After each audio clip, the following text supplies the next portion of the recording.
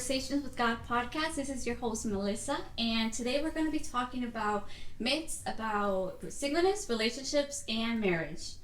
Hola a todos, mi nombre es Maday y voy a estar también facilitando la conversación de hoy junto con Melissa. Hi everyone, my name is Aaliyah and I'm going to be speaking on the singleness portion. Hello everyone, my name is Ava and I'll be talking about relationships. Hello everyone, my name is Christy and I'll be talking on the marriage side of things. Hey, so the reason why I brought this topic was because this is like the most annoying time of the year. I'm just waiting for single people. No, seriously, because since Christmas was over, then like the following week we started seeing things for Valentine's and I was like, why? But I knew that I wasn't the only one. I don't struggle with singleness, but I think there's some myths that we can talk about here. Yeah, so I'm just going to go ahead and start off with the first one and say that a lot of people think that when you are single, you are inadequate. And I was actually having a conversation with my sister a few days ago, and she was telling me how she kind of feels like when you tell someone that you're not in a relationship, you're immediately like seen as like weird or even just like crazy, or some people will assume that you're like damaged goods because you're not in a relationship. And so I've experienced that a lot of times. I've had conversations with friends even at school, and they'll say, like, you've never been in a relationship before? That's weird, like, there's something wrong with you, or that's always like the first thing that they say. And so it's unfortunate because I feel like relationships and being in a relationship is obviously seen as what's popular, and because of that, when you don't have anyone, you're seen as like less than. And so I don't know if like any of you guys have experienced that. I know that you guys are going to be speaking on different aspects of like relationship, marriage, but like in singleness, that's basically what people see you as less than. So have you guys ever experienced that before? Unfortunately for me, I was in a relationship in high school. I married my high school sweetheart, so I'm going to remove myself from that one. But I do understand the social pressures of claiming someone or being claimed or being taken and feeling like you have to be able to say, I have an ex. I feel like that's huge right now with kids, and it was back then. So I get the social pressures of it, especially when you're in your 20s and in Latino culture. We start families young, and we have a plan for our married family life, not exactly our careers or education, but we have a plan for when we're going to become wives and moms. So I get the cultural pressures and the social pressures of that. Yeah.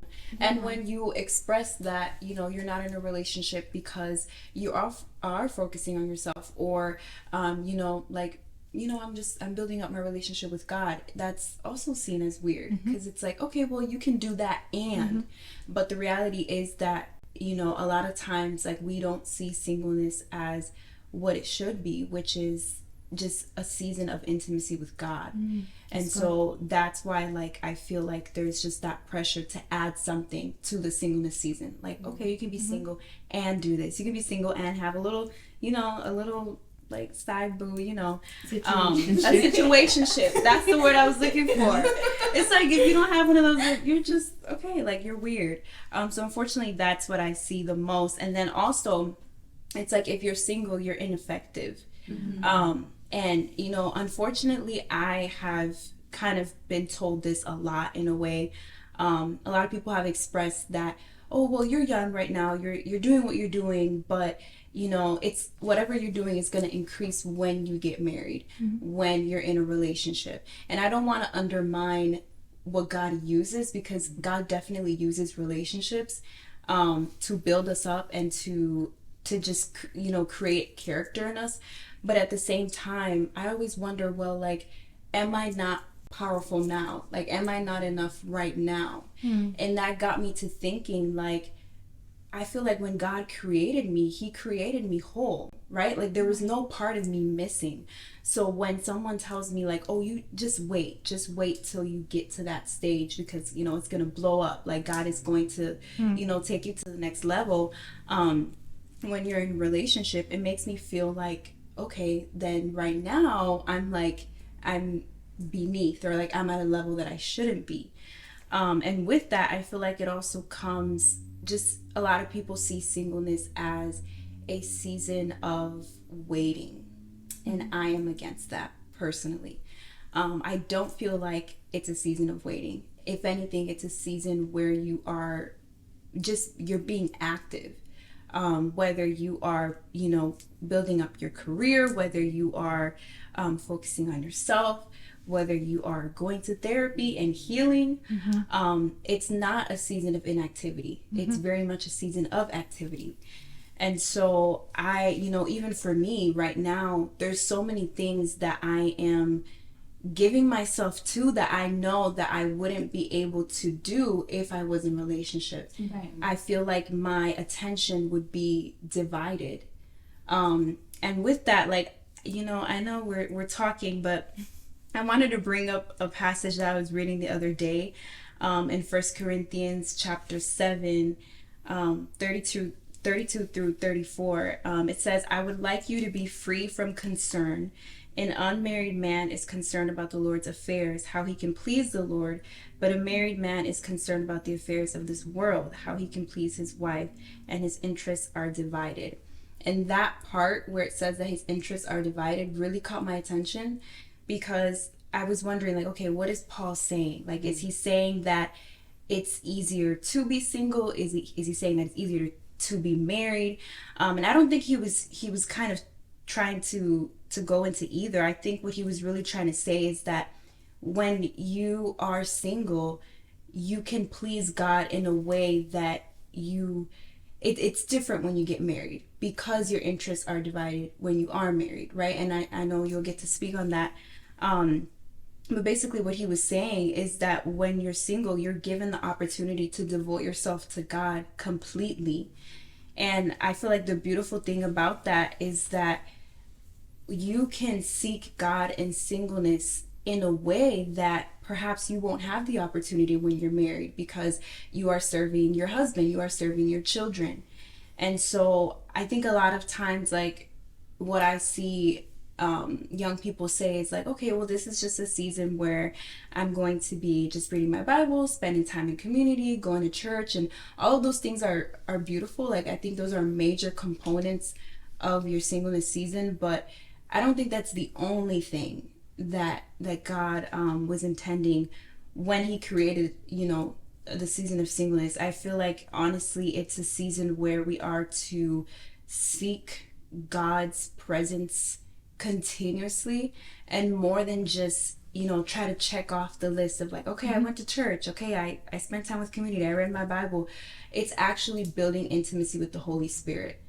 And with that, I kind of wanted to ask you guys, because I don't want to be the only one talking. It's so good. Yeah, I wanted to ask you guys, what do you feel like you have benefited from in your singleness season that perhaps just looks different in the season that you're in now? Anyone of you guys can answer that question. I feel like I gotta think.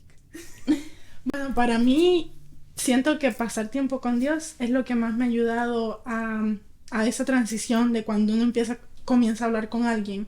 Porque cuando tú pasas tiempo con Dios, Dios te da la sabiduría para que cuando comiences a hablar con esa persona puedas preguntarle las preguntas correctas, puedas tener tiempo de calidad con esa persona y no malgastar el tiempo.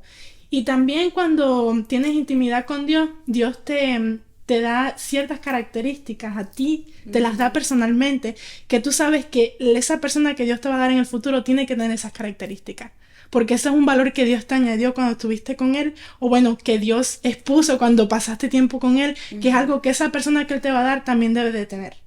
Entonces, para mí pasar tiempo con Dios ha sido muy importante en este tiempo de soltería, porque me ha ayudado a crear ese carácter que va a ser maduro para cuando comience a hablar con alguien, tener ese tiempo de calidad y ser sabia.